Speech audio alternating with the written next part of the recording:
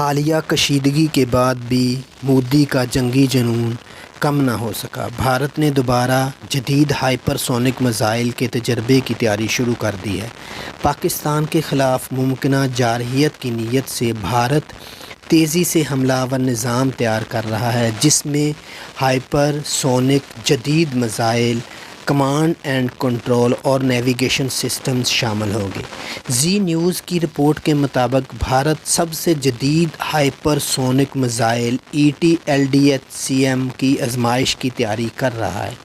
یہ منصوبہ DRDO کے خفیہ پروگرام پروجیکٹ وشنو کے تحت تیار ہوا ہے۔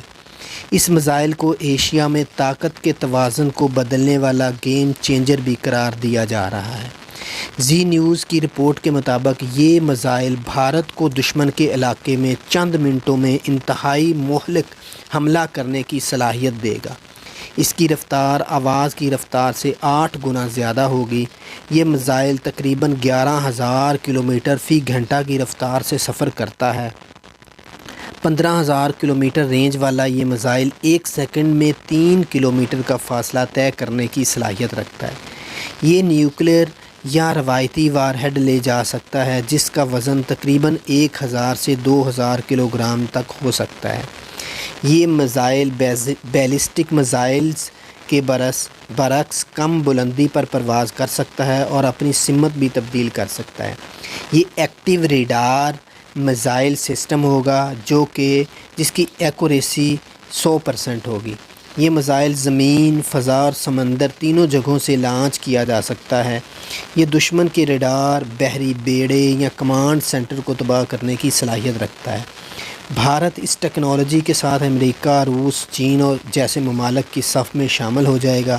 پاکستان اس خطرناک رجحان پر سنجیدہ تحفظات رکھتا ہے اور اسے خطے کے امن کے لیے نقصان دہ سمجھتا ہے۔ بھارت کا یہ ہائپر سونک میزائل تجربہ خطے میں طاقت کے توازن کو مزید بگاڑ کر اسلحہ کی نئی دوڑ کو جنم دے گا۔ پاکستان نے بارہا اسلحہ پر قابو پانے، اعتماد سازی اور دو طرفہ مذاکرات پر زور دیا گیا ہے، جو کہ نیٹ ریجنل اسٹیبلائزر کی حیثیت سے پاکستان کی سنجیدگی کا ثبوت ہے۔